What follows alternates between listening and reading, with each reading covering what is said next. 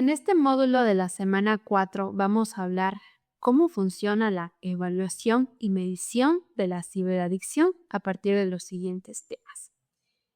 Introducción a la evaluación de las ciberadicciones, papel de evaluación en la prevención y el diagnóstico, criterios e indicadores para la identificación del uso problemático y la ciberadicción, instrumentos y cuestionarios más utilizados, y consideraciones éticas y contextuales en la evaluación de las ciberadicciones.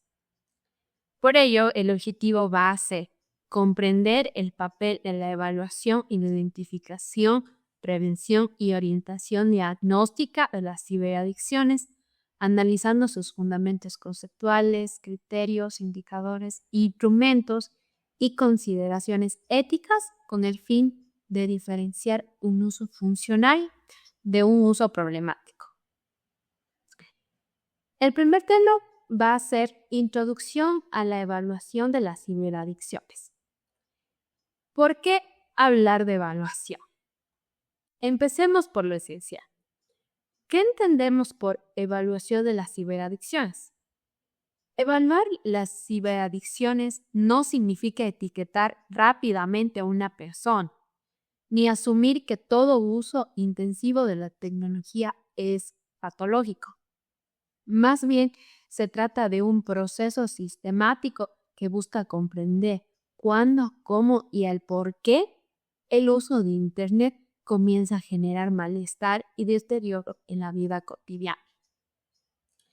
En una sociedad altamente digitalizada, la evaluación es clave para distinguir entre un uso funcional y un uso problemático, evitando tanto la minimización del problema.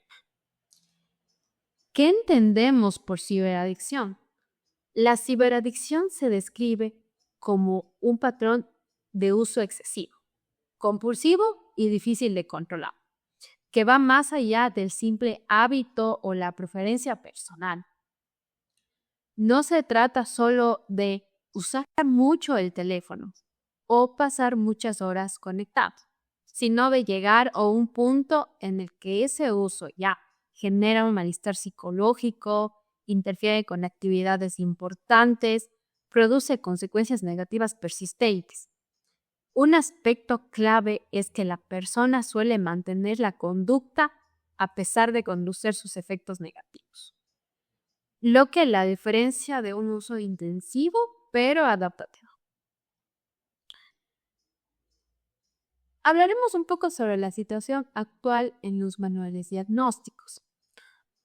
Algo muy importante de mencionar es que a pesar de su impacto creciente, la ciberadicción no está reconocida como un trastorno independiente en los principales manuales diagnósticos internacionales, como la OMS, ICD o la Asociación Americana de Psiquiatría, el DS.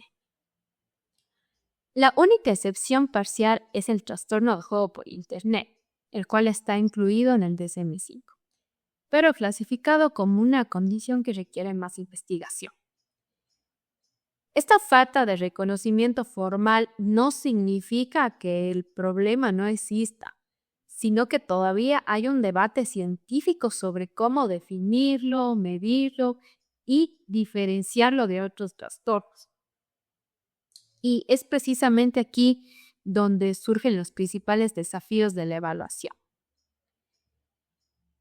Ahora veremos los desafíos clave en la evaluación de las ciberadicciones.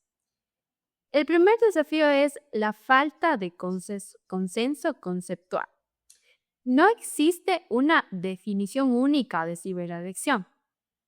En la literatura se utilizan varios términos como adicción a Internet, uso problemático de Internet, uso compulsivo, uso disfuncional. Esta diversidad genera mucha confusión, dificulta la comparación entre estudios y también limita la existencia de criterios diagnósticos claros y universales. El segundo desafío que tenemos es la ausencia de pruebas clínicas definitivas.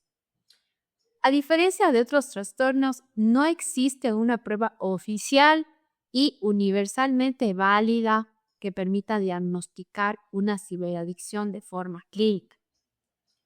La mayoría de instrumentos disponibles fueron adaptados de modelos de adicciones previas, como las conductuales o las relacionadas con sustancias.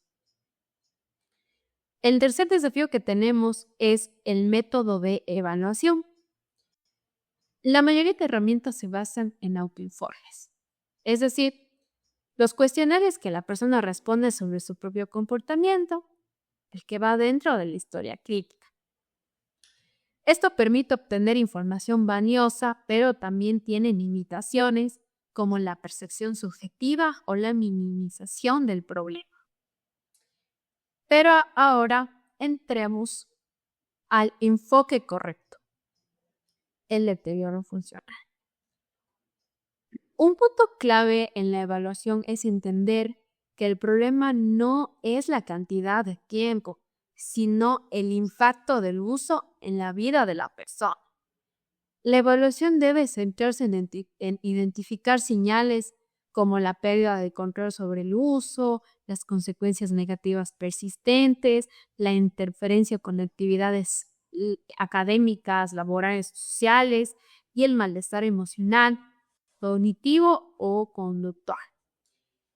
Este enfoque permite diferenciar entre personas que usan Internet muchas horas por motivos funcionales y personas cuyo uso genera un deterioro significativo en su bienestar.